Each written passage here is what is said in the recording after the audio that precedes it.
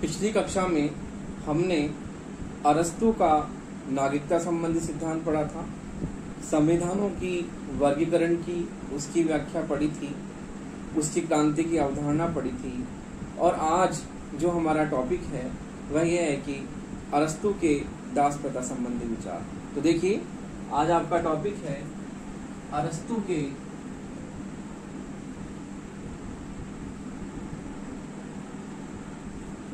दासता संबंधी विचार।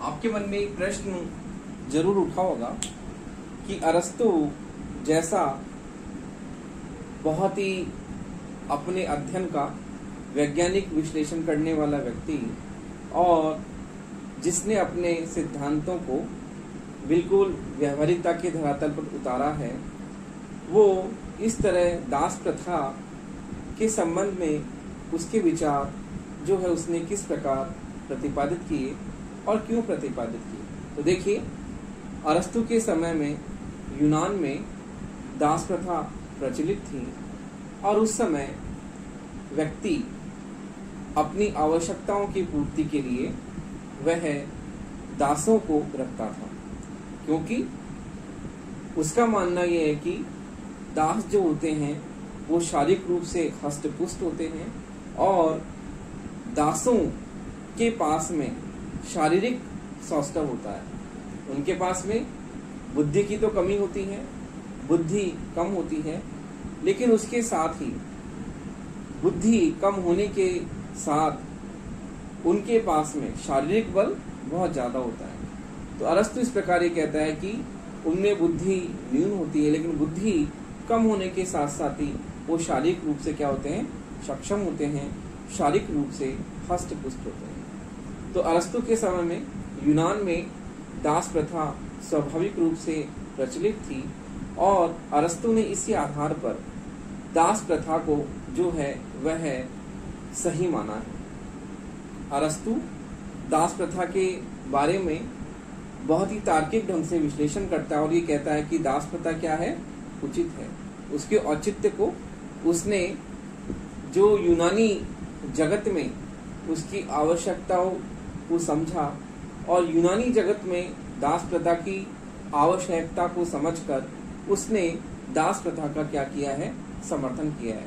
जबकि प्लेटो तो दास प्रथा के बारे में मौन रहता है, वो न तो दास प्रथा का खंडन करता है और न वह दास प्रथा का समर्थन करता है, जैसा कि हमने उसकी आलोचना में पढ़ा था। लेकिन अरस्तु दास प्रथा का समर्थन करता है, क्योंकि उसके समय में यूनान में दास प्रथा क्या थी, सर्व रूप से वह दास प्रथा प्रचलित थी, सभी जगह दास पाए जाते थे। तो इस प्रकार से अरस्तु का यह मानना है कि उसके सामाजिक व्यवस्था के बारे में जो उसने विचार प्रतिपादित किए, परिवार राज्य के बारे में विचार प्रतिपादित किए, उसमें उसने कहा कि समाज व्यवस्था में, सामाजिक व्यवस्था में सजीव और निर्जीव दो तरह की संपत्ति पाई जाती है। सजीव जो संपत्ति जो होती है, वो सजीव संपत्ति में दास को उसने सजीव संपत्ति माना है। निर्जीव संपत्ति में जैसे कि पशु, जैसे कि निर्जीव में पेड़ पौधे, इन सब चीजों को उसने निर्जीव संपत्ति माना है। तो इस प्रकार से अरस्तु ये कहता है कि सजीव संपत्ति के रूप में दास प्रथा को वो उचित ठहराता है कि हम सामान्य जीवन में सजीव निर्जीव दो प्रकार की संपत्ति पाई जाती है, तो दास प्रथा को उसने व्यक्ति की सजीव संपत्ति माना है। तो इस प्रकार अरस्तु दास प्रथा का बहुत ही तार्किक ढंग से इसका विश्लेषण करता है और दास प्रथा को बिल्कुल सही बताता है। तो देखिए, अरस्तु ने दासता के दो प्रकार बताए हैं कि दो प्रकार की दासता के दो प्रकार होते हैं। पहला है प्राकृतिक या स्वाभाविक दास्ता। दूसरा है कानूनी दास्ता।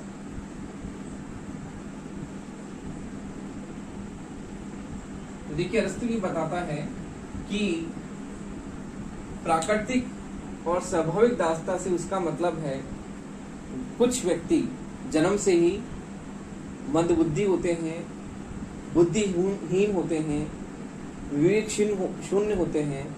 तो ऐसे जन्म से ही, इसमें प्राकृतिक में ये जन्मजात दास्ता की बात करता है।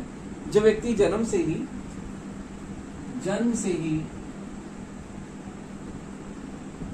मंदबुद्धि,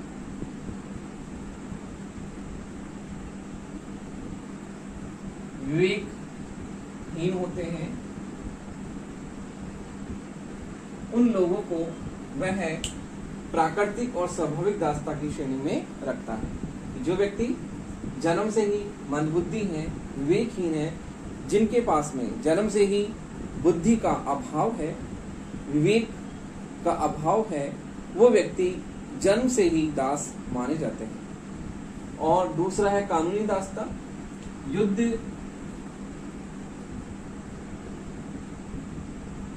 युद्ध में पराजित होने के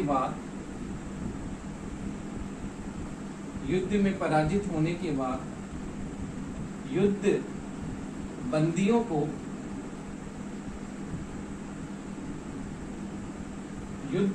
को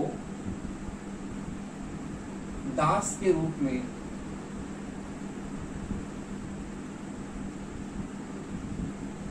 स्वीकार करना, दास के रूप में स्वीकार करना।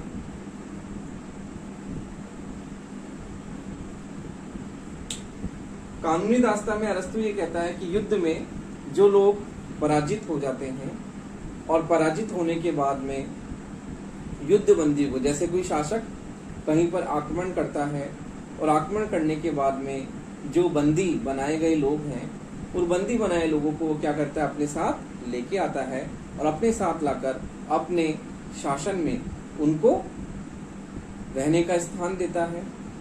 तो वो कहता है कि जो युद्ध में पराजित होने वाले देश के जो युद्ध बंदी हैं, उनको भी वह क्या करता है, दास्ता की श्रेणी में रखता है। तो इस प्रकार से दास्ता के दो प्रकार की बात करता है वो। एक तो जन्मजात दास्ता, जो जन्म से ही मंदबुद्धि विवेक शून्य लोग होते हैं, उनके लिए बात करता है। कानूनी दास्ता युद्ध में पराजित होने के बाद में युद्ध बंदियों को वह दास के रूप में स्वीकार करता है कि युद्ध बंदियों को क्या बनाता है, दासत्व स्वीकार करने की बात करता है। तो इस प्रकार से अरस्तु के ये दो प्रकार हैं दास्ता के। उसी प्रकार से देखिए हम ये देखते हैं कि अरस्तु जो है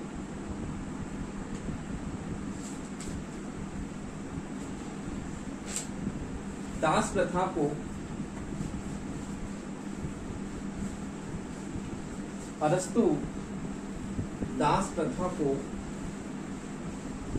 निम्न आधारों पर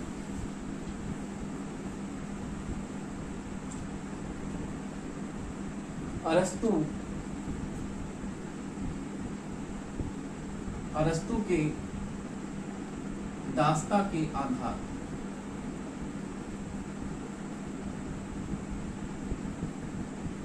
इससे हम देखेंगे कि अरस्तु किन आधारों पर अपनी दास्ता के औचित्य को स्वीकार करता है, कि वह दास्ता को सही ठहराता है, उसके आधार किस प्रकार से उसने बताए हैं। तो पहला पॉइंट है, दास्ता एक प्राकृतिक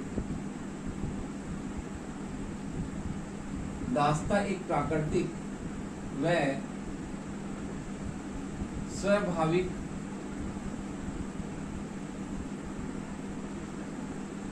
संस्था है।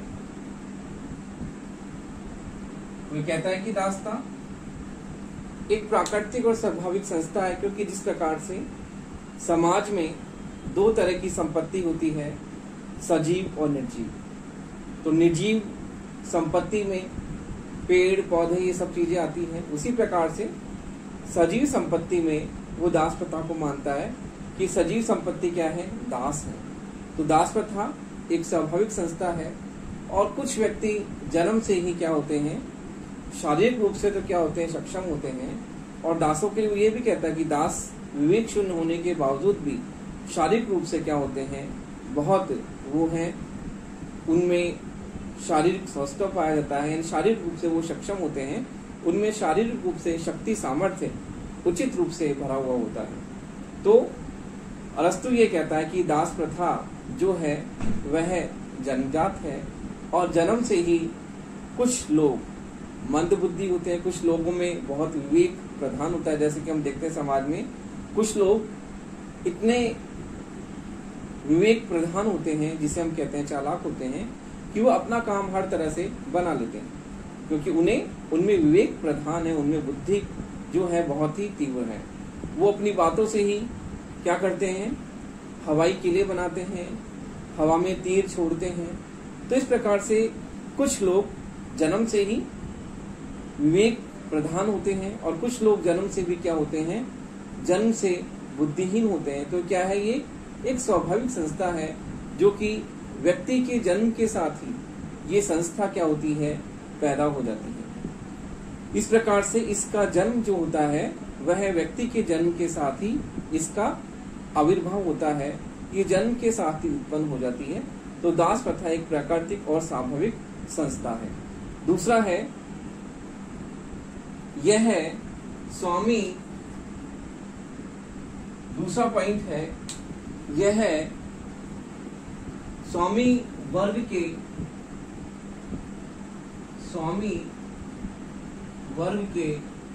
व्यक्तियों के लिए,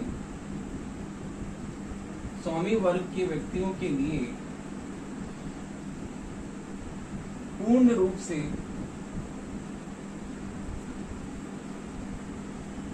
लाभप्रद है।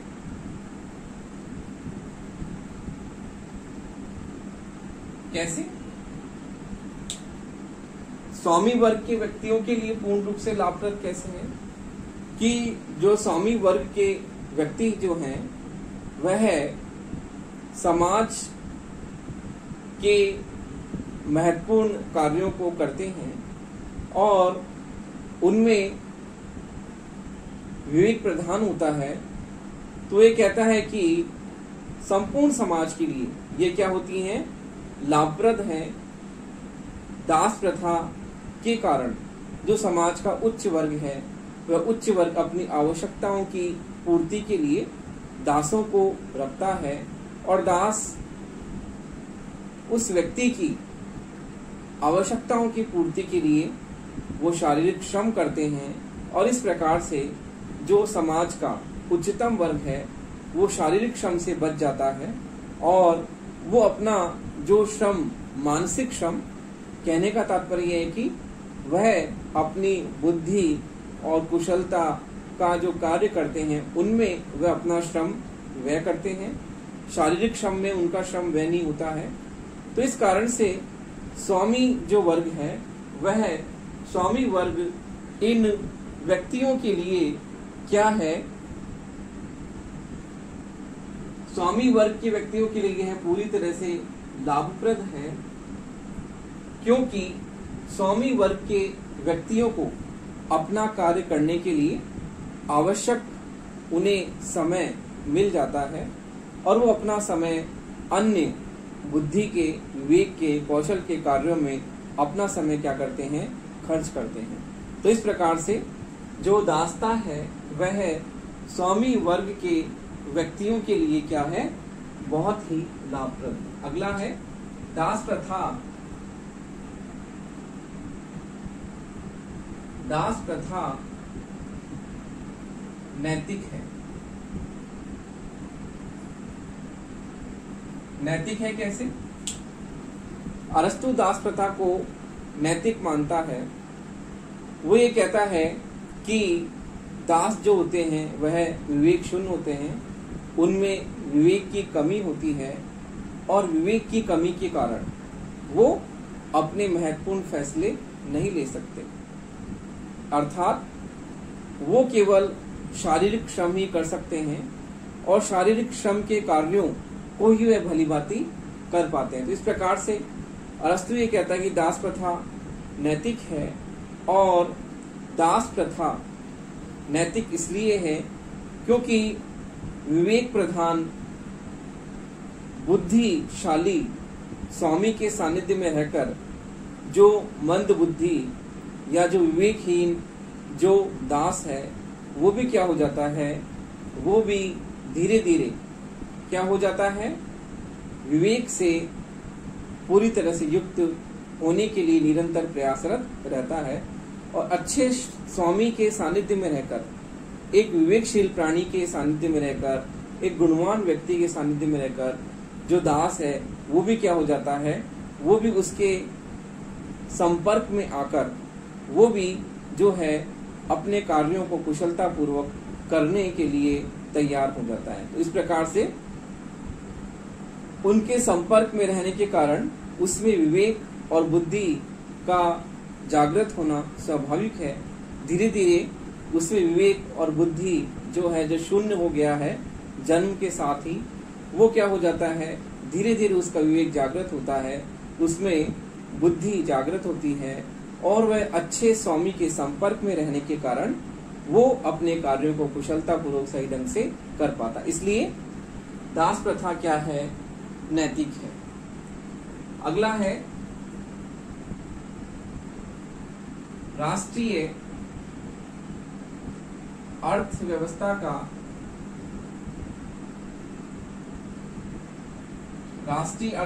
का यह स्थायी अंग है। देखिए किस तरह से राष्ट्रीय अर्थव्यवस्था का क्या है, यह स्थायित्व अंग है। क्योंकि यूनान में जो दास प्रथा जो थी वह बहुत ही प्रचलित थी और सभी लोग दासों को रखते थे। तो एक तरह से दासों का कारोबार होता था, दासों को खरीदा और बेचा जाता था। इस प्रकार से राष्ट्रीय अर्थव्यवस्था वो भी इस पर पूरी तरह से क्या थी, आश्रित थी। तो इस कारण से अरस्तु दास प्रथा को इस आधार पर भी सही मानता है कि यह राष्ट्रीय अर्थव्यवस्था का क्या है, एक स्थायी अंग है। इसलिए वह दास प्रथा को राष्ट्रीय अर्थव्यवस्था का महत्वपूर्ण कारक मानता है कि दास प्रथा राष्ट्रीय अर्थव्यवस्था को क्या करती है, बढ़ाने का कार्य करती है। क्योंकि यूनान में उस समय दास प्रथा बहुप्रचलित थी। दास प्रथा बहुत सारे वहां के नगर राज्यों में देखने को मिलती है। तो दासों का व्यापार होता था। जिस प्रकार से हम सब्जी लेने मंडी में जाते हैं, उसी तरह से दासों की मंडियां लगती थी और दासों को क्या है, खरीदा और बेचा जाता था। इस प्रकार से दासों का व्यापार होता था। इस दृष्टि से दास प्रथा क्या है, राष्ट्रीय अर्थव्यवस्था का स्थायी अंग है। इस आधार पर भी अरस्तु दास प्रथा को बिल्कुल सही मानता है। तो देखिए इस प्रकार अरस्तु दासों के लिए यह बताता है कि दासों के साथ में किस तरह का व्यवहार होना चाहिए, उसका भी उसने जो है विवरण दिया है। उसने अपने दास प्रथा संबंधी विचारों में उस चीज को भी रखा है कि दासों के साथ में किस तरह का व्यवहार हो, और इसको हम कहते हैं कि दास प्रथा के संबंध में अरस्तु की मानवोचित दशाएं, अर्थात दास प्रथा को वह बिल्कुल क्रूरता के साथ में उसको नहीं रखता है, उसके साथ में मानवीय दशाओं को भी शामिल करता है कि दास एक बर्बरता पूर्वक दासों के साथ में व्यवहार नहीं होना चाहिए, उसके साथ में व्यवहार अच्छी तरह से होना चाहिए, मानवीय। क्योंकि दास भी क्या है, एक मानव है और एक मानव होने के कारण उसके साथ में मानवता से युक्त व्यवहार किया जाना चाहिए। उसे हम कहते हैं कि अरस्तु के अनुसार दास के प्रति कुछ मानवचित दशाएं। तो हम देखते हैं आगे, इसके बारे में पढ़ते हैं। देखिए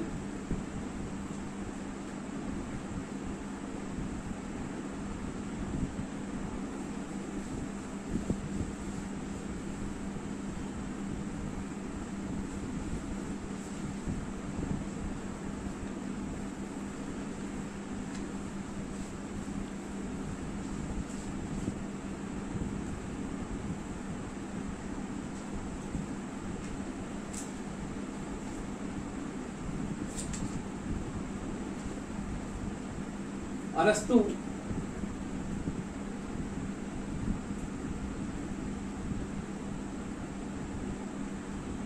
दासता के बारे में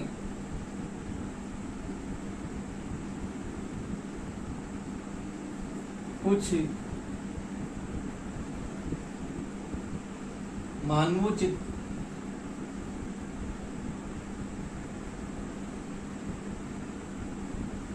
दशाएं अथवा मानवीय दशाएं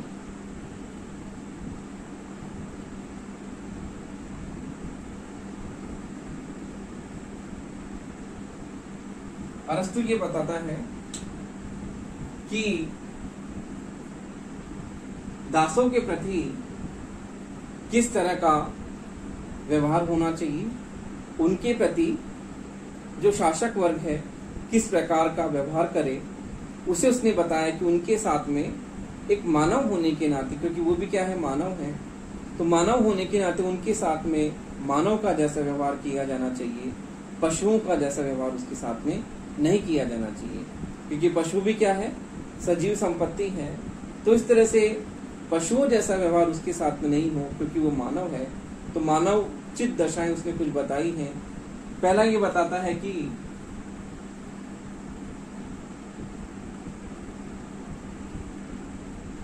दासों के साथ में क्रूरता पूर्ण या बर्बरता पूर्वक व्यवहार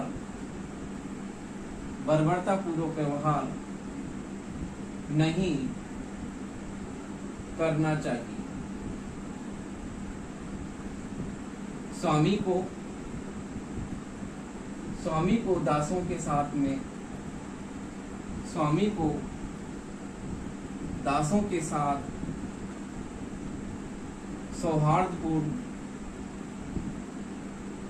सौहार्दपूर्ण या मैत्रीपूर्ण व्यवहार करना चाहिए। तो देखिए, अरस्तु दासों के बारे में कुछ मानवोचित दशाएं अर्थात कुछ मानवीय दशाओं की बात करता है कि दास सजीव संपत्ति है। तो सजीव संपत्ति होने के कारण वो जड़ नहीं है, उसमें चेतनता है, और चेतनता होने के कारण यानी कि वो लाइव है। तो इस कारण से उसके साथ में व्यवहार कैसा हो, बिल्कुल मानवीयता के साथ में हो, क्योंकि वो एक मानव है, एक इंसान है। तो देखिए, पहला वो बताता है कि दासों के साथ में क्रूरता पूर्वक या बर्बरता पूर्वक हिंसा की बात वो इसमें मनाही करता है, हिंसा की। वो कहता है कि उसके साथ में बर्बरता पूर्वक या हिंसा पूर्वक व्यवहार नहीं होना चाहिए। स्वामी को दासों के साथ में सौहार्दपूर्ण या मैत्रीपूर्ण या सद्भावनापूर्ण व्यवहार करना चाहिए, क्योंकि दास क्या है, दास भी एक सजीव संपत्ति है।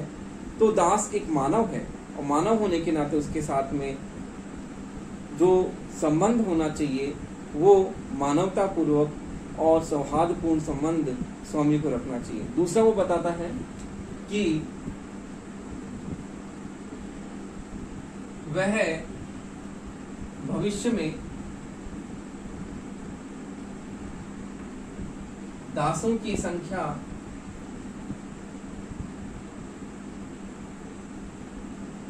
सीमित करने के पक्ष में है।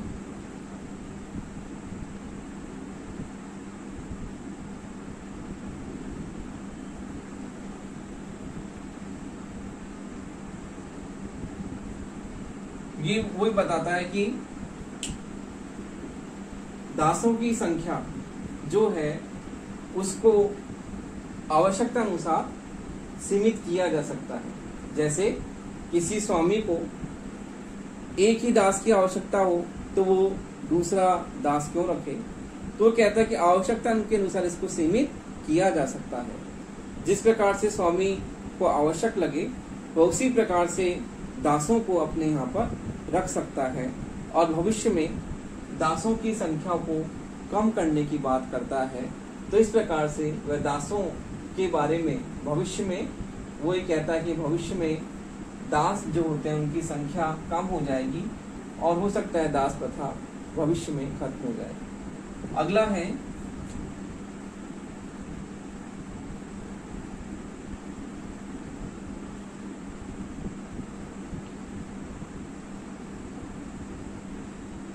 दास प्रथा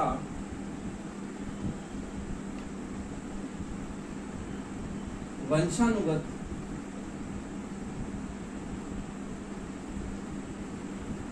नहीं है, अर्थात दास का बेटा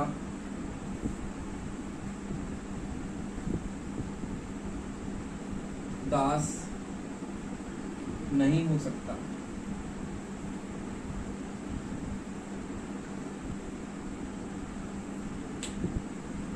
वो ही कहता है कि दास प्रथा वंशानुगत नहीं है, क्योंकि दास प्रथा व्यक्ति के गुणों पर आधारित होती है और व्यक्ति में जिस प्रकार से गुण होते हैं उसी के आधार पर उसको दास प्रथा में शामिल किया जाता है। तो ये कहता है कि दास प्रथा वंशानुगत नहीं है, कि ये जरूरी नहीं है कि दास का बेटा भी दास हो। यदि दास के बेटे में जो गुण हैं वो स्वामी बनने के हैं तो स्वामी भी बन सकता है। यदि उसमें विवेक प्रधान है, उसमें बुद्धि है, तो वह ये जरूरी नहीं है कि दास का बेटा दास बने, वो आगे जाकर स्वामी भी बन सकता है, हो सकता है शासक भी बन जाए। तो इस प्रकार से अरस्तु ये कहता है कि दास प्रथा जो है वंशानुगत नहीं है। अगला है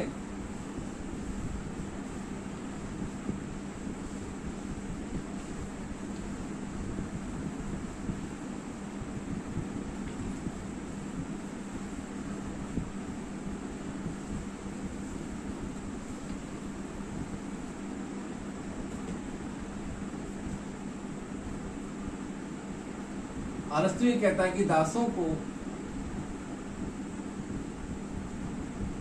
अपना अंतिम ध्येय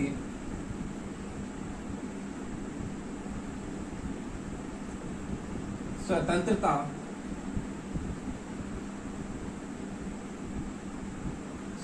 अंतिम ध्येय स्वतंत्रता को रखना चाहिए।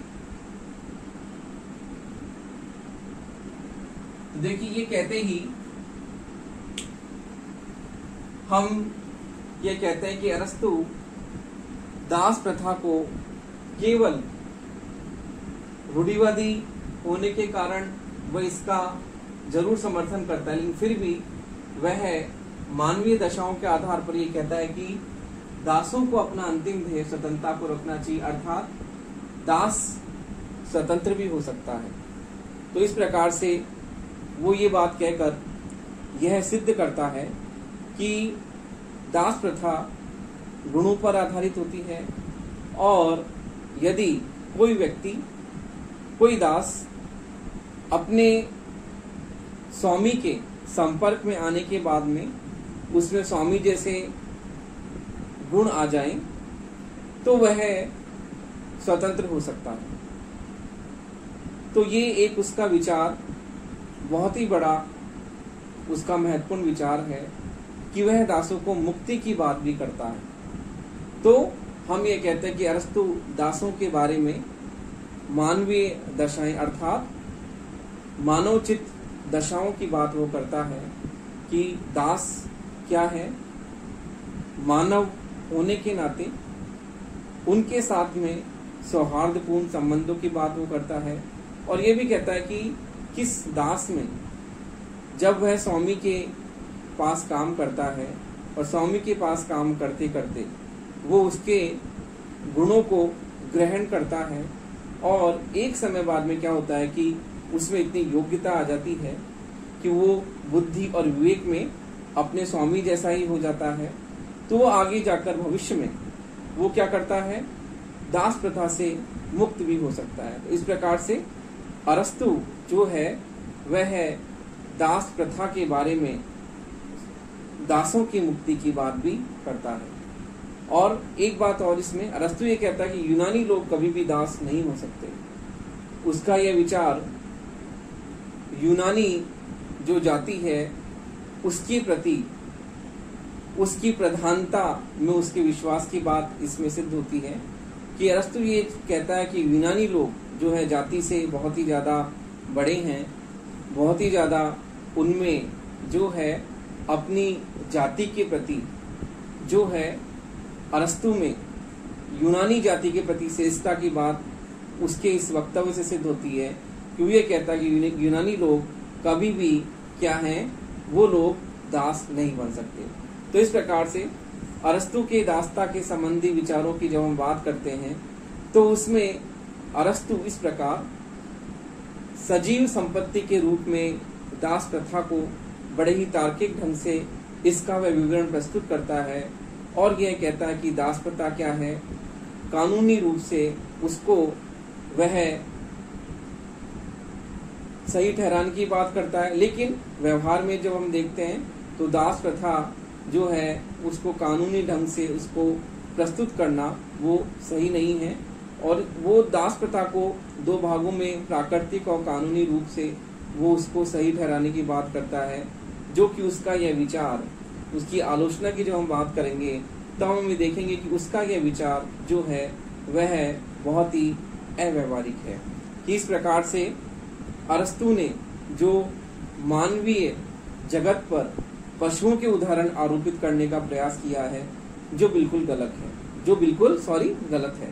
तो इस प्रकार अरस्तु जो है वह पशु जगत के उदाहरणों को मानवीय सभ्यता पर लागू करने की बात करता है, जो कि सर्वथा अनुचित है।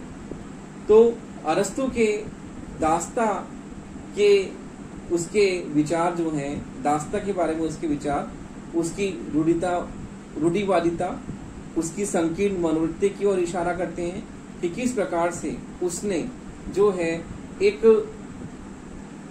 मानव को उसने दास के रूप में उसने अपनी स्वीकृति दी है। तो इस प्रकार से अरस्तु के दास प्रथा के उसके जो विचार हैं, उसकी आलोचनाएं जो हम पढ़ेंगे आगे, तो हम देखेंगे कि किस प्रकार से अरस्तु जो है वह अपनी दासता को मानव पर आरोपित करता है और उसका यह कहना कि स्वामी के सानिध्य में रहकर ही दास का क्या होता है, नैतिक रूप से वो पूरी तरह से उसमें नैतिकता का समावेश होता है, ये कहना भी विरोधाभासों से पूर्ण है, जो हम उसकी आलोचनाओं में आगे कक्षा में पढ़ेंगे कि किस प्रकार से वह पशु जगत के उदाहरणों को मानवता पर आरोपित करता है, जो कि उसका यह चित्रण बहुत ही अव्यवहारिक और अतार्किक है।